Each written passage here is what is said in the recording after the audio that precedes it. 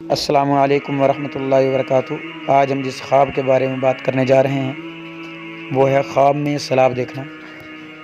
سیلاب خواب میں عام طور پر فتنہ، آزمائش، پریشانی یا کسی بڑے امتحان کی علامت سمجھا جاتا ہے۔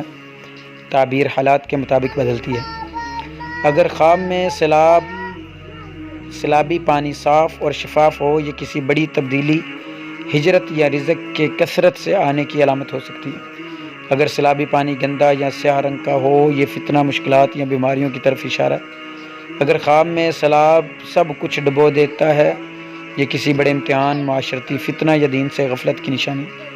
اگر خواب میں آپ سیلاب سے بچ نکلتے ہیں تو یہ اللہ کی مدد، مشکلات سے نجات اور حفاظت کی بشارت ہے۔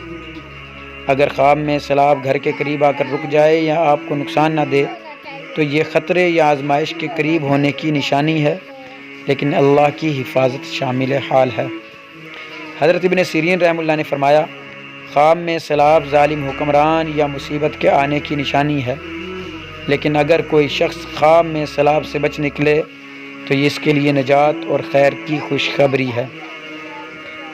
اگر ہماری آج کی ویڈیو پسند آئی ہو تو چینل کو سبسکرائب، ویڈیو کو لائک اور اپنے پیاروں سے شیئر ضرور کیجیے۔ شکریہ۔